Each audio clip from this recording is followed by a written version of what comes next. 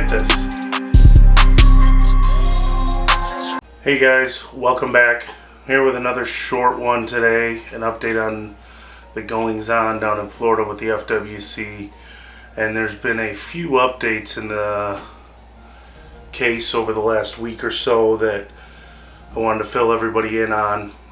The first being that there is a section for public comment. So there's, just to start it off, there's a public meeting down in Miami on May 10th and 11th where the FWC is going to discuss certain measures. And there's a few things of interest in there. If you live down in that area for any reason, you can make it down there. The 11th seems like the day to go. That's when they will be discussing the non-native species and along with a few other items that we'll get into. But there is a section on the FWC website where you can provide comments for this meeting. I received an email from USARK with suggested topics to discuss. If you do want to leave a comment, I'll put that down below in the comments for you guys to take a look at. I personally wrote them asking for an explanation of how they're going to go forward with trying to prevent incidents like we had on the Holy Thursday Massacre. So please, I encourage you to, and if you read the USARK email that I have down below, I encourage you to be respectful. Don't threaten violence. You will be dismissed. They will not read your comments. But again, we want to show them we have numbers. So make sure you comment and talk about the incident that took place on April 6th and also the whitelist they're talking about implementing. And we'll get to that. The whole Backrack podcast, I'll put the video link down below as well in the comments, showed the meeting that took place. It looked to be a virtual meeting. Phil Goss from USARK was on it amongst other hobbyists from different, not even just reptile, it looked like fish, other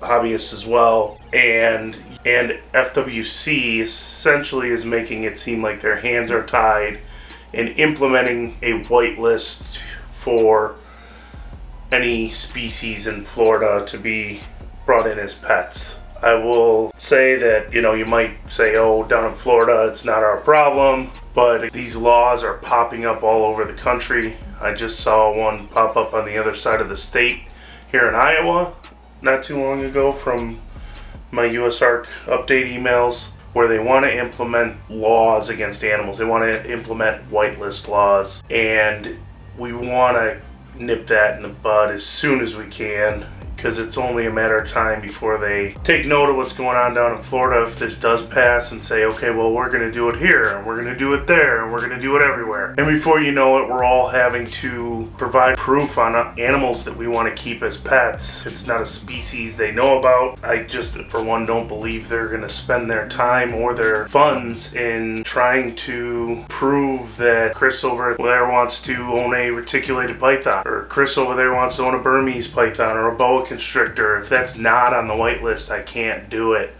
And they are not going to spend their time, their money to try to do research on these animals and these species to see if they are safe to be kept as pets.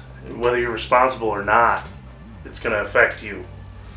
So please take the time, leave comments, continue to write Governor DeSantis and the heads of the FWC protesting not only the incident on April 6th, but also the whitelist that they are trying to implement down there in Florida. Back to the incident on April 6th, we have now found that the nail gun, as it was called, that they used to execute these snakes it's called a pithing needle, and it is an approved method for euthanasia by the FWC for wild captured snakes. It is not for captive or domestic animals. They did not follow the protocol. There's a two-step process. I won't get into it. You can look it up on the FWC website. I'll leave a link down to that below as well. But there's a two-step process. And the second step ensures the animal is dead and not feeling any pain or suffering. And these officers failed to perform that second step. We don't know obviously what happened or how long these animals felt pain or were in distress after they used that pithing needle on them. But it's sad to think about, really, that anything would have to suffer. So I know in my comments to the FWC for this meeting on May 11th, I asked them for training for officers and due process before deciding what animals are going to be executed.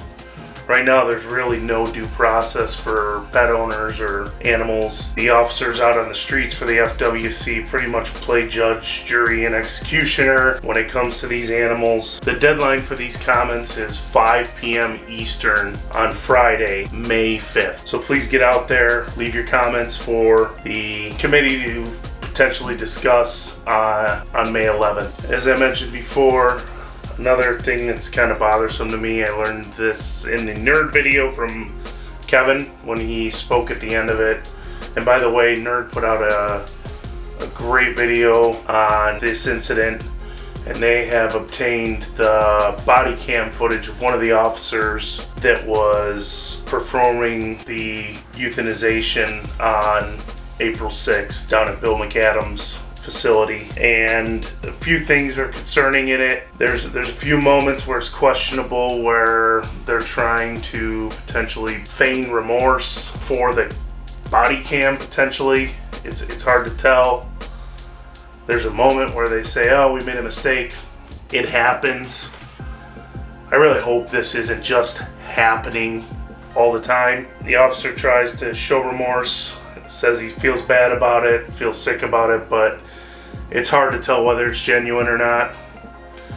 That aside, you can really tell these officers do not have the training they should to be performing these tasks they're performing down there. From what we saw, they don't know how to use the pithing needle. First of all, they don't know how to identify these species, a boa from a retic from a Burmese python. And in the video, you see the officer, before pulling the boa out to euthanize it, he looks right at the blue tag that lists what it is.